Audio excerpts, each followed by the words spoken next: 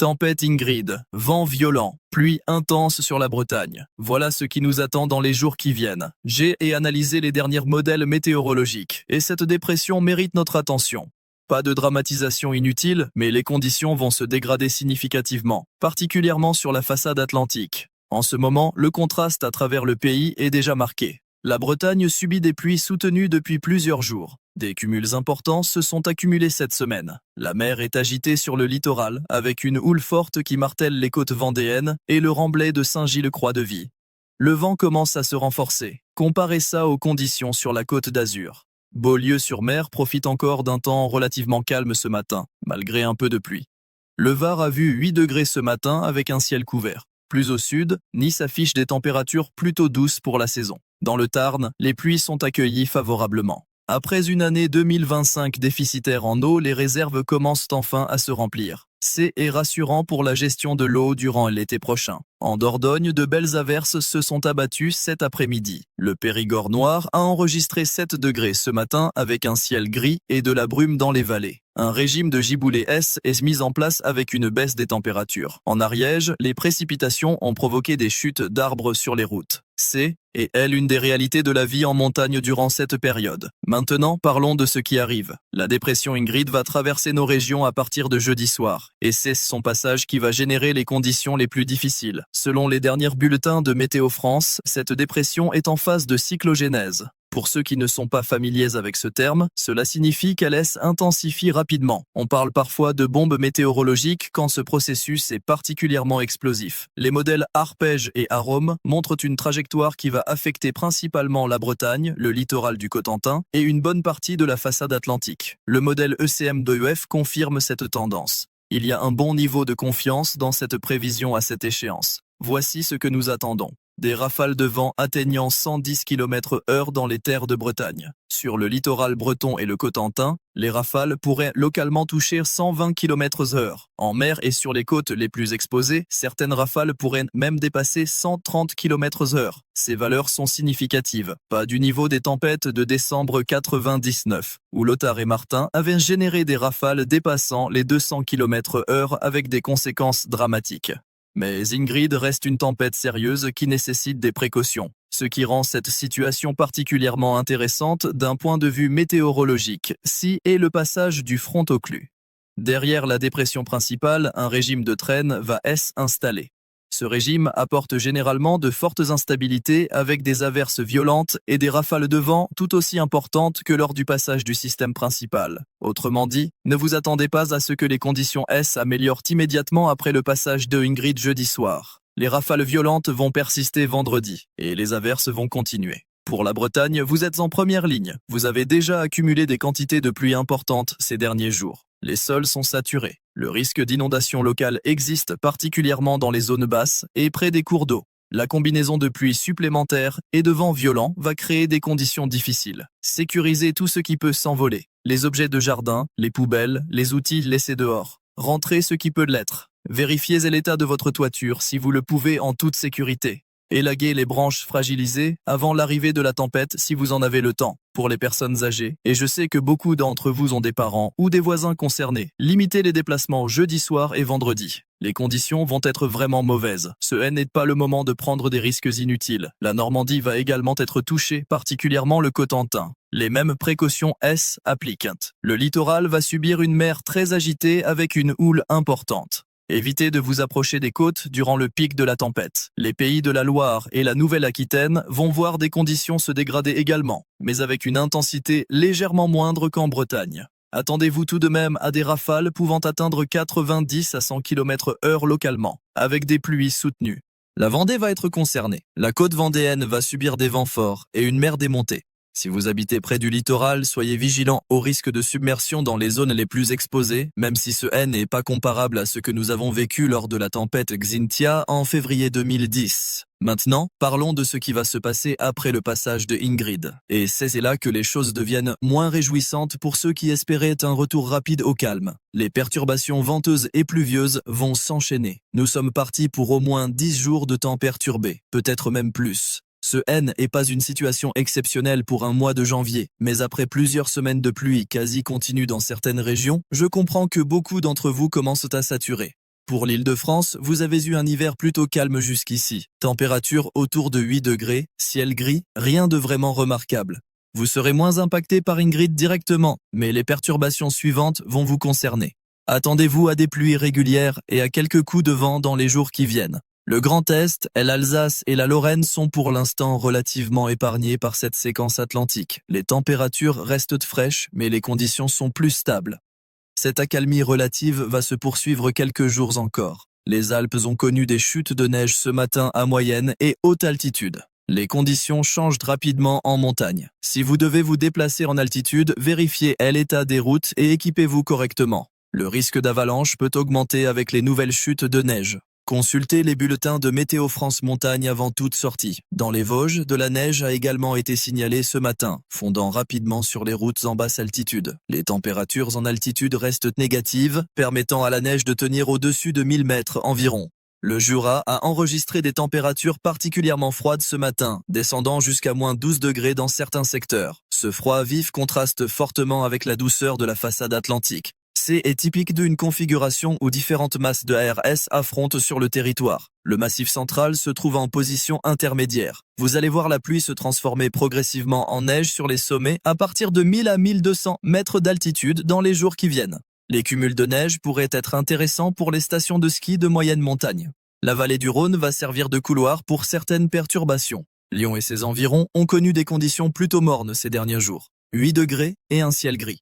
Cette monotonie va être brisée par des épisodes pluvieux plus marqués en milieu de semaine prochaine. Pour la région Provence-Alpes-Côte d'Azur, les conditions restent relativement clémentes pour l'instant. Le Var a subi des alertes orange inondation ce matin suite à des pluies importantes. La situation s'améliore progressivement, mais restez vigilants si vous habitez dans des zones sensibles aux crues. Nice et la Côte d'Azur profitent encore de périodes ensoleillées entre les passages nuageux. Les températures restent douces, autour de 15 degrés en journée. Cette douceur va persister encore quelques jours.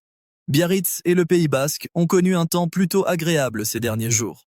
Doux et relativement sec. Profitez-en, car les conditions vont nettement se dégrader dès ici vendredi avec l'arrivée de nouvelles perturbations. Le sud-ouest dans son ensemble subit des montagnes russes thermiques depuis plusieurs semaines. Un jour 15 degrés, le lendemain 5, puis ça remonte. Ces variations importantes fatiguent l'organisme. Beaucoup de gens sont malades, avec des problèmes de sinus et des migraines. C'est directement lié à ces changements brusques de pression atmosphérique et de température. Cette instabilité va continuer encore quelques jours, puis les températures devraient se stabiliser à des valeurs plus conformes aux normales saisonnières, c'est-à-dire entre 5 et 10 degrés selon les régions. Parlons maintenant de certaines situations particulières qui méritent votre attention. Les inondations que nous avons vues ces derniers jours dans certaines régions sont impressionnantes et désastreuses pour les personnes touchées. Certains secteurs se retrouvent sous 1,50 m d'eau. Quand vous voyez ces images, ayez une pensée pour ces personnes. C'est dramatique de voir sa maison envahie par l'eau, ses biens détruits, sa vie bouleversée. Les inondations laissent des traces durables, bien au-delà du retrait des eaux. Il y a une réalité qu'il faut rappeler. On ne construit pas près des rivières ou en contrebas du niveau de la mer sans risque. Ce n'est pas pour blâmer qui que ce soit, mais c'est une question d'aménagement du territoire qui doit être prise au sérieux. Les zones inondables doivent être respectées. Pour ceux qui vivent dans ces zones à risque, ayez un plan d'évacuation. Sachez où vous pouvez vous réfugier en cas de montée rapide des eaux. Gardez des documents importants en hauteur. Suivez les alertes de Vigicru pour votre secteur. Concernant les précipitations attendues dans les prochains jours, nous parlons de cumuls significatifs. La Bretagne pourrait recevoir entre 30 et 50 mm de pluie supplémentaires d'ici samedi. Sur des sols déjà saturés, cela va aggraver la situation. Les Pyrénées vont voir un mix de pluie et de neige selon l'altitude. Au-dessus de 1500 mètres, attendez-vous à des chutes de neige qui pourraient atteindre 20 à 30 cm localement. En dessous, ce sera principalement de la pluie, avec un regel possible la nuit quand les températures chuteront. Pour ceux qui doivent absolument se déplacer durant cette période difficile, quelques conseils pratiques. Réduisez votre vitesse par vent fort. La prise au vent est importante, particulièrement si vous conduisez un véhicule haut ou si vous tractez une remorque. Méfiez-vous des rafales latérales, notamment sur les ponts et les viaducs. En cas de pluie intense, allumez vos feux et augmentez les distances de sécurité. La visibilité peut chuter très rapidement lors des averses les plus fortes. Si les conditions deviennent vraiment mauvaises, n'hésitez pas à vous arrêter dans un endroit sûr en attendant que ça passe. Pour la neige en montagne, si vous n'êtes pas équipé et expérimenté, ne vous aventurez pas. Gardez une tronçonneuse dans la voiture si vous vivez dans des zones forestières de montagne. Les arbres au milieu de la route sont une réalité après des épisodes venteux. C'est aussi ça, les joies de la montagne. Si votre voiture se retrouve bloquée dans la neige, une vieille astuce fonctionne toujours. Du carton ou un vieux tapis sous les pneus. Ça augmente l'adhérence, ça ne coûte rien et ça marche très bien. Beaucoup d'entre vous connaissez probablement déjà cette technique. Maintenant, regardons un peu plus loin. Au-delà de cette première semaine très perturbée, que nous réservent les modèles pour la fin janvier et début février?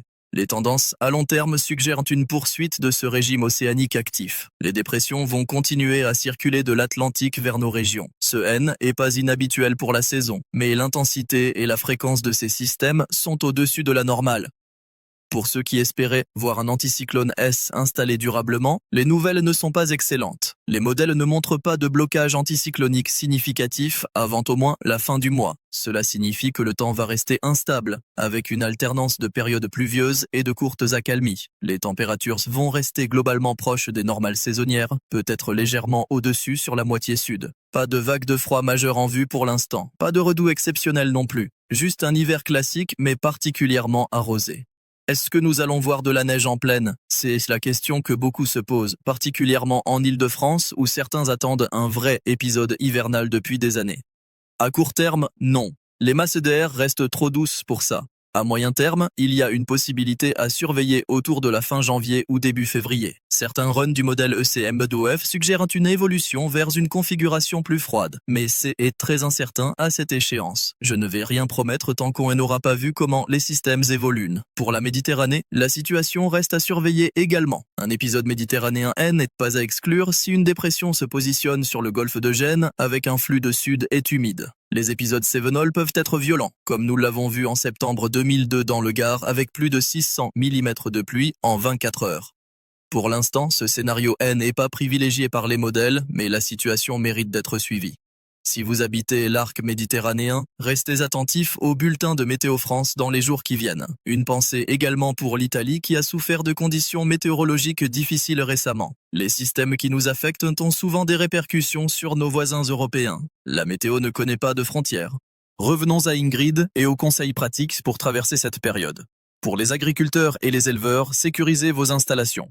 Les bâches, les structures légères, tout ce qui peut être emporté par le vent. Vérifiez que vos animaux sont à l'abri et en sécurité. Pour les particuliers, vérifiez vos gouttières. Avec les pluies abondantes, des gouttières bouchées peuvent provoquer des infiltrations de eau. Nettoyez-les si nécessaire avant l'arrivée des précipitations les plus fortes. Si vous avez un jardin avec des arbres, surveillez les branches mortes ou fragilisées. Par vent fort, elles peuvent se détacher et causer des dommages. Là encore, si vous pouvez les éliminer en toute sécurité avant la tempête, c'est préférable. Chargez vos téléphones et vos batteries externes. En cas de coupure de courant, avoir des moyens de communication est essentiel. Gardez une lampe torche à portée de main. Préparez des bougies, mais utilisez-les avec précaution. Faites vos courses avant jeudi soir si possible. Évitez de devoir sortir durant le pic de la tempête pour des achats de dernière minute. Prévoyez de quoi vous nourrir pour 2 ou 3 jours sans avoir à vous déplacer. Pour ceux sur la Côte d'Azur qui ne voient pas ce type de temps perturbé souvent, cette situation peut sembler inhabituelle. La plupart des gens là-bas n'ont pas de vêtements vraiment chauds pour affronter des conditions hivernales marquées, et c'est compréhensible. Plusieurs couches fines fonctionnent mieux qu'une seule couche épaisse. Ça isole efficacement et ça permet d'adapter selon l'activité. Un dernier point sur la fiabilité de cette prévision.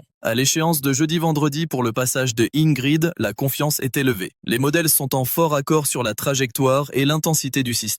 C'est aussi certain que possible pour une prévision à cette échéance. Pour les jours suivants et la succession de perturbations, la confiance diminue logiquement avec l'éloignement dans le temps. Les grandes tendances sont claires, mais les détails peuvent évoluer. Continuez à suivre les mises à jour quotidiennes. En conclusion, nous entrons dans une période météorologiquement active qui va durer au moins une dizaine de jours. La tempête Ingrid jeudi soir et vendredi sera le premier événement significatif, particulièrement pour la Bretagne et la façade atlantique. Des autres systèmes suivront. Ce N est pas l'apocalypse, c'est et L hiver. Du vent fort, des grosses averses, des températures de saison. Un peu de soleil de temps en temps entre les perturbations, ce N est pas mal non plus. Mais cette situation mérite attention et préparation. Beaucoup d'entre vous se souviennent de l'hiver 63. À l'époque, nous avons eu des mois de gel continu. Les températures sont descendues jusqu'à -20 dans certaines régions. La situation actuelle est moins extrême. Vous avez vu pire. Pour autant, ne sous-estimez pas les risques. Les vents violents peuvent causer des dégâts importants. Les inondations peuvent se produire rapidement. La combinaison de pluie, de vent et de mer agitée crée des conditions dangereuses sur le littoral. Soyez prudents, protégez-vous, protégez vos proches, particulièrement les personnes âgées et les enfants. Limitez vos déplacements durant les périodes les plus difficiles. Restez informés en consultant régulièrement les bulletins de Météo France et en suivant les consignes des autorités. La vigilance orange a été déclenchée pour plusieurs départements de la façade atlantique. Suivez les recommandations. Ce niveau de alerte signifie que des phénomènes dangereux sont prévus. Soyez très vigilants. Courage aux Bretons qui sont en première ligne. Courage à tous ceux qui vont subir ces conditions difficiles dans les jours qui viennent. On traverse ça ensemble. Après la pluie vient le beau temps. Il faudra juste un peu de patience. Prenez soin de vous. Restez en sécurité. Et n'oubliez pas de consulter les mises à jour régulières pour suivre l'évolution.